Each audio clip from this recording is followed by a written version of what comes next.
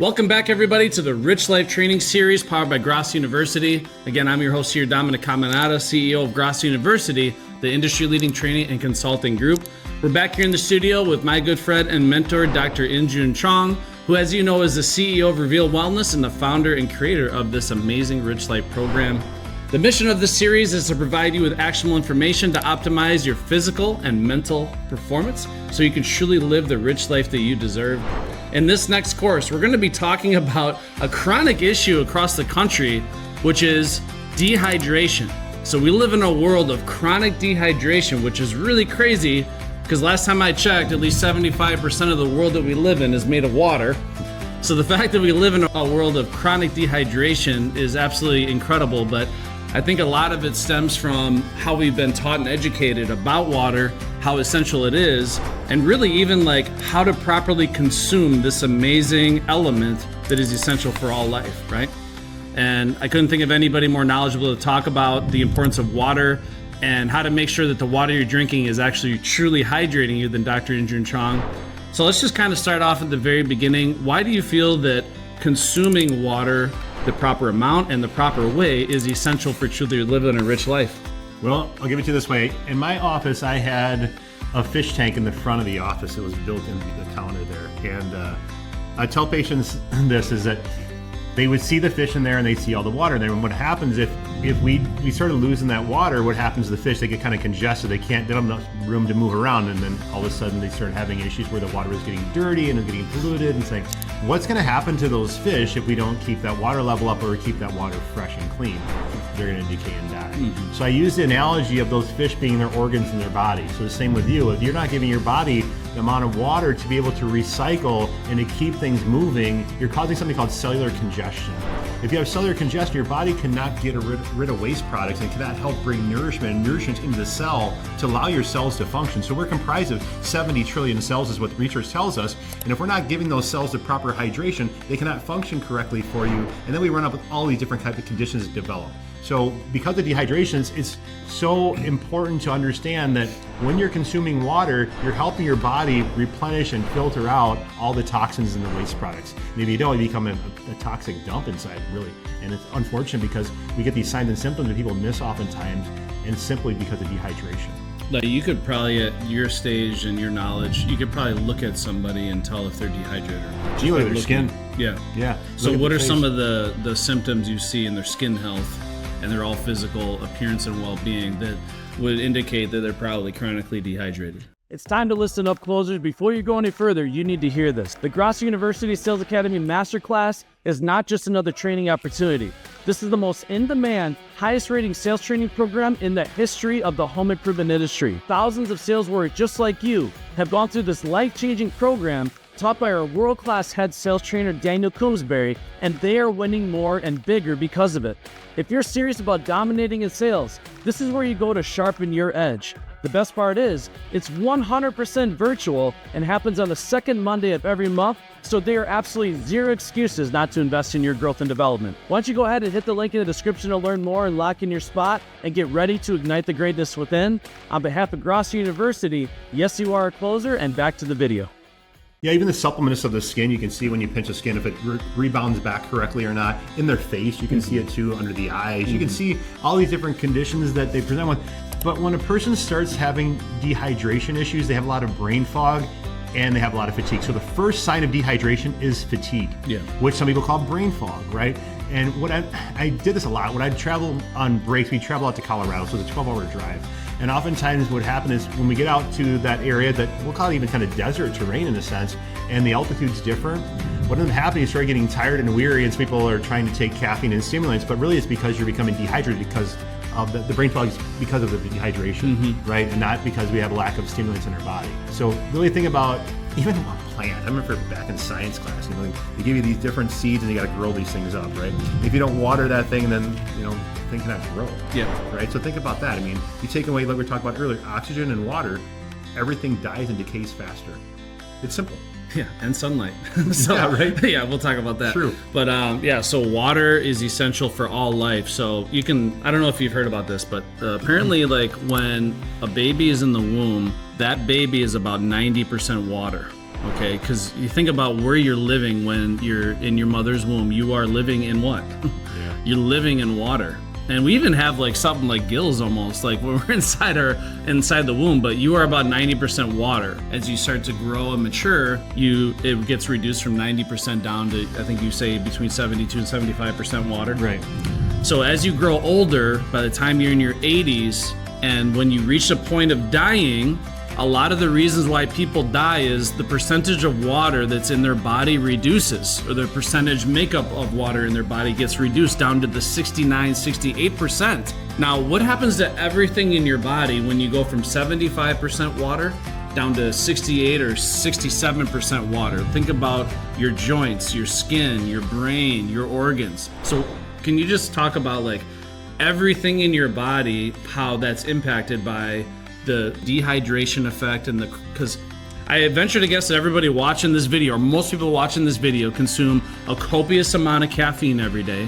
You're constantly consuming diuretics that dehydrate you more, and then on top of that, you have the jolting effect of the caffeine in the morning, and then you have the depressing effects of the alcohol in the evening, both of which are diuretics and dehydrate you. And then never occurs to them that they should be consuming water. But can you talk about like, okay, if we continue down this trend without intentionally putting in the right amount of water to combat the side effects, right? Like what's your advice there? Like what is that doing over time, the compounding effect of that internally and externally? Yeah, like I said earlier, cellular congestion. Mm-hmm. So I used to do live blood cell analysis in the office, and what that means, I would take a blood droplet. So I'd take a blood droplet off your finger, we put it on a glass slide, put it underneath a microscope, and project it on the screen, and we could see inside that blood sample all the different cell types that are in there. And if a person was dehydrated, these cells couldn't really move around. They're really tight and congested. They couldn't do what they needed to do. And so patients would be like, "What the heck is that?" I'm like, "You're clearly dehydrated. Your cells are like a raisin." Yep. There again, I use that analogy, like so a grape versus a raisin. Exactly the same thing I'd share with them, and they could visually see it. So at that point, like, holy cow, I didn't really realize that. And so it just comes back down, like I said before, cellular congestion slows down the metabolic processes, which slows down organ function, which leads to dis-ease, then eventually to disease. And I don't care what disease process it is. Hydration is essential to the cell to flush the toxins to bring nutrition in. If you don't have that, you're setting your stage for vulnerability for all types of disease processes. It's that simple. Yep. So one thing we talked about, I believe, on a previous video is how even like the words you say and the thoughts you have can impact the molecular structure and makeup of water molecules, right? Yes. I actually read this book, but I recommend everybody read this book. It's called The Hidden Messages of Water, written by Dr. Masaru Emoto. Okay, so look this book up, The Hidden Messages of Water, and they actually prove scientifically that the words that you say impact the molecular structure of water. Have you ever noticed, like, after you get done with an intense workout and you're huffing and puffing, you're sweating, you're really exerting yourself, and you're drinking that water seems like life-changing. You're like so grateful. You're like, oh my God, this is exactly what I need. So refreshing, right? So you're automatically in a higher state of gratitude for the water. And you may not think about this, but at that state, when you're super grateful for the water, and maybe subconsciously you're thanking the water for hydrating you, right? You are actually impacting the molecular structure of the water you're consuming as you're drinking it, because your body needs it so much and it's craving it because you just exerted yourself, you just got done with an intense workout. That water seems to go down so smooth, it's like I could drink a gallon of this stuff, right? Now, if you're ungrateful for the water, if you have negative thoughts going through your mind as you're consuming the water, it actually negatively impacts the molecular structure of that water, which actually impacts your body's ability to absorb it. So that's one thing. So I just want to say, when you say grace around the kitchen table. So we give thanks to the food that we're going to be eating. We give thanks to the water that we're going to be consuming. Like putting religious stuff aside, like whatever deity that you serve or that you worship, put that aside. Simply being grateful and thankful for the food and the water that you're consuming actually impacts it on a molecular level and helps your body absorb it the way it was intended to absorb it. So that's just more a spiritual aspect of it. But now getting scientifically, what type of water should people be drinking to make sure they're not poisoning themselves, or to make sure that it actually is getting absorbed into the cells? Yeah, so what you're hitting to is not all water is created equally. Yeah, exactly. And so what happens is our cells, they have a lock and key system. You have a receptor site, so get into the cell to flush out the toxins, to bring nourishment and nutrients. It's a defense mechanism, right? It's protective, exactly right. So our body has something called pH regulation. So pH is just like your core body temperature, 98.6, where your core temperature is going to be set point for us, right? Almost like a thermostat. Same thing with pH in our circulatory system. Different parts of our body have different pH levels, and we want to stay more in that alkaline range to allow our body to then open up, to flush out, to invite the water in there to hydrate the cell. Because otherwise, a lot of that water is just, it's outer extrastitial, it's not interstitial fluid that goes in the cell to hydrate. It's just urine. We pee it out. So we don't actually get it in, we don't hydrate the cell. Especially if you're consuming all these diuretics all the time. Correct. Or if we're consuming water that's very acidic as well. So you have these bottled waters you're finding out there. That's why if you go to a convenience store, next time you go there, look at the pricing and you'll see a distinct difference between like a Dasani or an Aquafina, which is just filtered water, which is fine. It's filtered municipal water. If you look at a bottle of a Fiji water, be right next to it, and it'll be quite a bit different, almost double the price. If you spin that bottle around, the back will have a nutritional information material back there. They'll tell you something called pH is on that water bottle. That's why the price is more, because that's going to hydrate you. Just like when people are drinking, initially was Gatorade, right, to hydrate the cell faster, because they're adding things inside there to help shuttle that hydration of the cell, as opposed to just sometimes just flat water. Right, so you have to really pay attention to that. So filter is great. So we're trying to eliminate some of the toxins and other things that are out there, but it's not going to oftentimes hydrate you the way that you're thinking. Because you can have clean water that's dead water. Correct. Yep. So, and dead water is just going to, like a duck off, water off a duck's back, right? It's going to fly right off yourself. Yeah. Yeah, good visual. Yeah, there you go. So all water is not created equal. More alkaline, the better. But it depends on a period of time. Like once you get that cell hydrated, you don't have to continue bombarding with alkaline water, because it's not going to change. Like it's not going to change your whole systemic level to make you more alkaline, like people have been led to believe, right? Can you dive a little bit more into pH and hydrogen and like what exactly are you referring to? And then when you say the word alkaline, like alkaline body, because so I've heard, again, this is more ancient wisdom, right? But disease and illness cannot happen in a highly alkaline human being. Okay, so the more alkaline you can be, the more resistant or immune you're going to be to contracting different diseases or illnesses. But can you just explain a little bit, because this is obviously highly important to all living, okay? When you're talking about high pH and hydrogen and all this stuff, and you're talking about alkaline, like, can you just explain a little bit more, like, what that means exactly and why that's important in the context of drinking water? We're talking about on a cell level, that's what we're talking about. So the water is a cell, it's a molecule, okay? And we're talking about the frequency that molecule has. And I know that's probably more scientific than most of us want to go into, but changing around that chemical structure of that molecule will affect how productive or how much of a resource that can be for us. So if we have a lot of these things that are acidic, even our foods can be very acidic. And because of that, it invites these different type of cells, these free radical cells, whatever cells they are, they can be cancer cells, they can be all kinds of different, what we call free radicals. Those then will be fueled by an acidic environment. So if we can diffuse that and change around the chemical structure and the physiology, we can suppress that ability or that vulnerability for our body to develop into a disease process. So you'll find that with not just water, but the foods as well. So pay attention to the food you're consuming that will then further breed these free radical cells, which then lead to disease processes. So those of you watching this, do you ever think to yourself, man, I just feel bloated all the time? I feel like my body's retaining a lot of water. Do you know why that is? And again, he's a doctor, but I'm just going to chime in here. So when your body is highly acidic, as a self-defense mechanism, it starts retaining more water. As a way to combat the highly acidic nature of your body, and that's from the things you're drinking, the foods you're eating, your entire lifestyle, your body tries to preserve itself any way it can.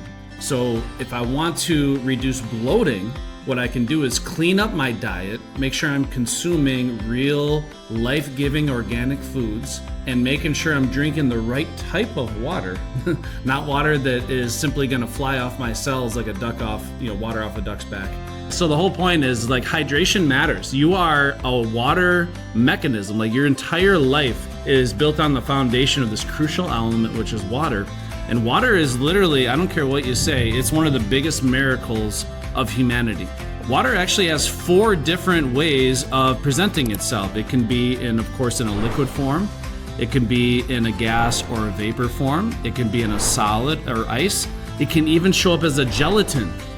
But what does water, like a hydrated body, do to the joints and in aches and pains and inflammation? Like, can you explain a little bit about how that's all connected as well? Are you ready to take control of your health and start living a rich life? Then it's time for us to talk. I'm Dr. InJun Chong, CEO and the founder of Reveal Wellness. It's been my life's dedication helping sales warriors, business leaders, entrepreneurs, and high achievers just like you optimize their performance in their personal and professional lives. If you're feeling stuck and burned out and you're ready to reignite your vitality, click the link in the description and connect with me directly. Because above anything else, you deserve to live a rich life, and I can help you get there. I'm looking forward to meeting with you, and back to the video. Well, even our thoughts too. So when people are stressed out, they're causing their body to become more acidic as well. Yeah. And when you do that, we're releasing these chemicals and it's causing the metabolic pathways to be altered. I'm going to simplify this as best I can. The more hydrated you are, the more your body can function the way it was designed to. Keeping it fluid, more viscous, allowing things to function and flow through. So the biggest thing about it is really consistent with consuming the water, even if it's not the most optimal, but getting the consistent way of doing that. And like you were talking about bloating and things before, that affects our GI tract too. If we have too much of acidity there, we kill off a lot of these enzymes that are designed to break down our food for us. And like you're saying, the body's trying to protect us from us, because if we get bloated, guess what? You're gonna eat less. So we're not going to stress the body with more stuff that we can't break down. So that's really what the body's doing. If you look back and saying, what are these check engine lights telling us?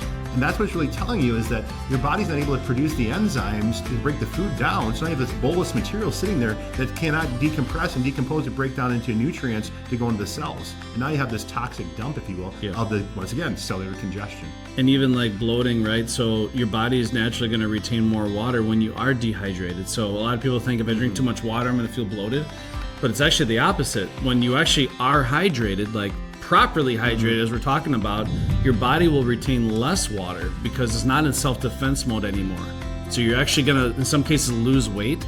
Like proper hydration can immediately have you lose pounds of water that you're carrying around, pounds of fat even, when you're properly drinking the right type of water as it was intended to consume, right? So all these things, again, it's not taught to us in our youth. It should be. Like how to consume the right amount of water and, drink water. Even like the time of day that you consume the water matters. Like what most people do is while they're eating a big meal, they're pounding water simultaneously, but they don't know, because we're not taught this stuff, that that's not even the proper way to drink water. So can you speak to that a little bit? Like having water with your meal versus water in between meals? Yeah, so if you consume too much water before, you actually sometimes can become too alkaline and you affect the digestive process, because your stomach acid has to be there for you to break some of these things down as well. So there's a good balance with that. And oftentimes, even like you smell an aroma of food, your mouth starts watering. What it's doing is actually up-regulating your enzymes to break down the foods that you're about to consume. Step one of the digestive process, right? Yeah. Right, so doing that and allowing your body to go through that metabolic process, so you can break these foods down to turn these into individual cells that can nourish your body and provide it what it needs. And oftentimes people do it for like even weight loss hacks or tricks, is drink a bunch of water before they eat, because they'll eat less food. Yeah. Right? But also what it does sometimes is causes indigestion too. And it causes some disruption of that process. So I'll tell you about, as far as consuming water, sipping on it throughout your meal if you need to, but I'd rather have you in a state where your body is up-regulating all those enzymes to metabolic pathways to break the food down that you're consuming. Yeah, so if you're having trouble swallowing your food, it's not because you're not drinking a lot of water, it's because you're not chewing your food enough. It's like tackling the enzymes. Most people inhale their food in this country, right? They inhale it, and I'm guilty of that. By the way, I'm a very fast eater. I don't chew my food enough. But I know in some cultures they have a rule like chew your food 24 times before you swallow it. So that way you're not choking this stuff down. It should almost be like in liquid form when you swallow this stuff down if you chew it enough.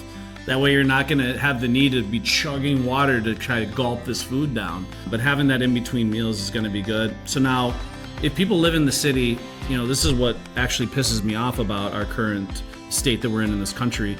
We've had the technology for decades, if not centuries, to give everybody in the world an abundance of clean drinking water. Okay, the technology's been there, it's just not given to us.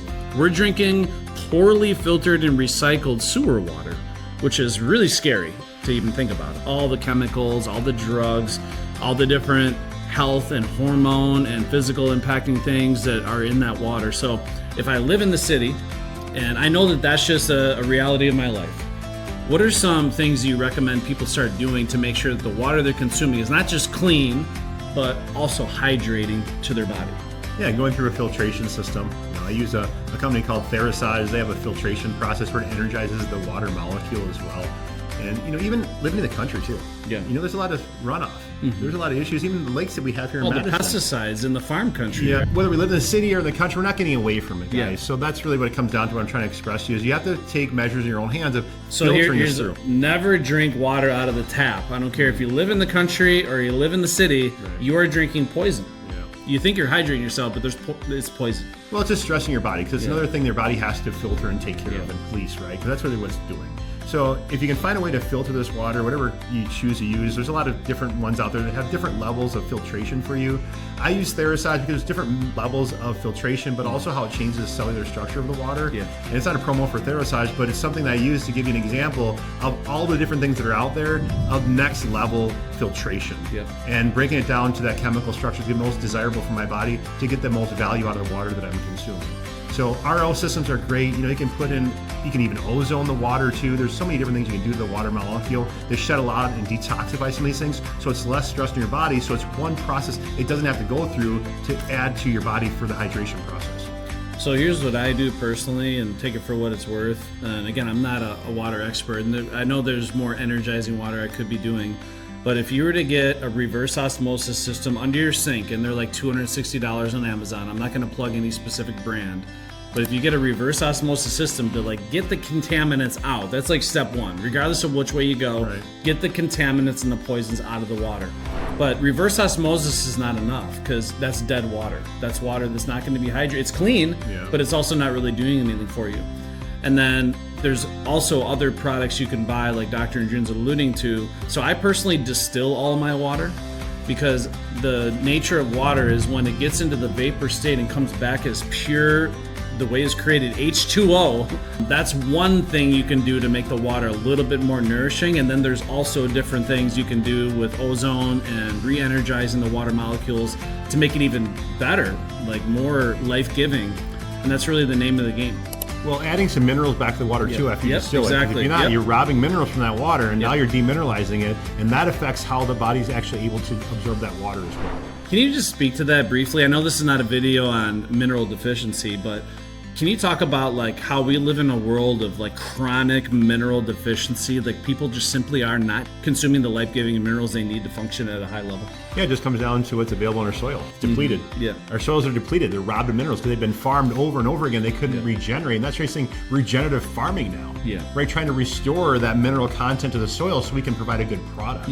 And so like anything else, if the foundation is foul, how do you have a good product? You cannot. So because of what we have available in our country, that's just what we're dealt with. So now we have to try to bring those minerals back into that environment so our body can get the nourishment that it requires. Yeah. So again, there's a lot of different things we'll talk about on future videos on how you can remineralize your body, mineralize your water, and make sure that you are living in an optimal state. Because again, nothing about what we're talking about here, we're not talking about living average. We want you to truly live a rich life, and we know that one of the foundational non-negotiable to living a rich life is being properly hydrated. And if you want to reverse aging, the first things you can start doing is stop consuming so much diuretics and start getting hydrated. You will not believe the life-changing impact of eliminating the diuretics from your life and improving on your water intake and the quality of your water. So, and that's a question a lot of people have is okay, let's assume I'm drinking the right type of water. How much water should I be consuming every day? Let's go back to one of the things he's talking about diuretics, you guys, so you understand. Coffee is a diuretic. Yeah. Caffeine is a diuretic. Yeah. Sugar can be a diuretic. So all these things are going to cause dehydration. So think about anything you're consuming. If it's caffeinated or it has sugar in there, it's going to cause some cellular dehydration. Yeah. So that's what I mean about diuretic, okay, guys? So you know. And then even the joint pain. And alcohol too. Yeah. Yeah. A lot of people are oh, my bones and my joints ache, or I got, knee and back pain. Yeah. Well, if you have less water, less hydration, that impacts all the cushion between the joints and everything. So you're gonna have more aches and pains. You're gonna have less flexibility, less vitality, vibrance, your skin health. Your hair health. Everything has to do with your level of hydration. So, most people do the opposite. They consume an insane amount of diuretics and very little water, and especially not life-giving water. And it leads to what he's saying is it leads to systemic inflammation. Yeah. And we have systemic inflammation is due to dehydration oftentimes. Yeah. And to answer your question about how much water is typically ideal, for a normal patient, just for a baseline, it's half your body weight in ounces is kind of the formula they use. Yep. But there's no one set for every person. So if you're more active, it's the summertime, you're sweating more, there's a variable to that. And what you're gonna know is you can see your urine production. Urine production is always a good measuring stick to see if you're hydrating well enough, okay? So if And the you're color of it too. correct, that's really what it comes down It's to. like a The deep odor and color. brown, like got a pungent odor to it. I mean, those aren't good signs. Yeah, usually that's, it's usually a kidney problem developing from that oftentimes too. So looking at the color and the odor of the urine will help you dictate if you're hydrating yourself and if you're getting the cells the hydration they require. But rule of thumb, half your body weight in ounces. I just got a flashback of my wrestling days where we'd have to take a urine test and dictate hydration because they wanted you to make weight, but they also want to make sure you weren't dying of healthy. dehydration. Yeah, kidneys. So, but we would have to, like, full disclosure, I would cheat the test because I would be chronically dehydrated, trying to lose 20 pounds. So I would literally put a little bit of pee in the cup and then scoop the rest out of the toilet. So it was totally manipulated. So it showed up that I was hydrated, but it was like the brownest, nastiest thing. I'm like, but that's, again, a good indication for you. Like, if your pee is really brown, it's got a really strong odor to it, like, that should not be the case. Ideally, you should be running clear or close to it. And again, you should know based on your frequency and the volume of that, whether you're hydrated or not. But it's kind of ridiculous to even talk about. Like, most people know that they are beings that are made 75% of water. Like, that's not news. But what is news is people don't realize that the water they're drinking, you could be drinking a gallon of water a day, it's still not doing much for you. And in some cases, it could be harming you more than it's benefiting you, depending on what the source of that water is and how the water is actually compromised, right? And unfortunately, in modern times, we live in a world where everything is toxic. Everything is poisoned. Whether it be the glyphosates and the Monsanto poisons they're spraying on all the crops and all the farms. If you live out in the country, you think you have your own well, you're like, I'm safe. No, you're not. You got to be careful on what you're doing. Don't drink it out of the tap, right? Still filter it, making sure you're drinking clean water. But of course, in the city, where people are literally putting all these drugs and stuff, because again, the modern day filtration systems we have in the water treatment plants, they don't filter out all the chemicals and drugs and stuff that people pee out into their toilet. So at the very least, you owe it to yourself to drink clean water, and take it a step further, make sure that that water is actually going to be accepted by that lock and key system in your self-defense mechanism of your cells, because it's going to resist absorbing things that are not good for it. But if you put in the right type of water the right way, your cells will welcome it with open arms, and then you see the head to toe impact that has on your physical vehicle that we have as this human body. And it's so easy to do, you guys. Yeah. I mean, think about it. Every person I talk to, I know I don't drink enough water. Then why not? If you know you're not, then why would you not? Think about if you're in the desert and you're in a crisis situation, you would kill for that water. Think about the same thing with air. If somebody's holding their hand over your mouth, you would just kill to be able to breathe air. Yeah. And that shit's like virtually free. Right. Why aren't we doing it? So there's no excuse. It's simple stuff, you guys. This is really simple stuff to apply to your daily life that doesn't add any more stress for you. But without it, it adds a shit ton of stress. Yeah, and I can speak to that too, because again, I'm a person just like you, so I've been through this, consuming thousands of milligrams of caffeine a day, being chronically dehydrated.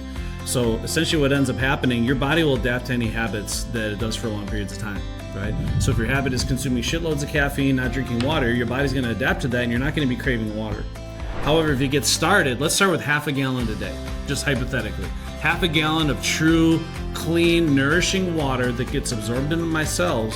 What you're going to find is now my body's adapting to a new way of living, which is going to be more optimal, and it's going to start craving more water. You're actually going to be thirsty for nourishing, life-giving water, and you're going to be able to up your intake to maybe a gallon, or in some cases, depending on your size, 1.5 gallons a day.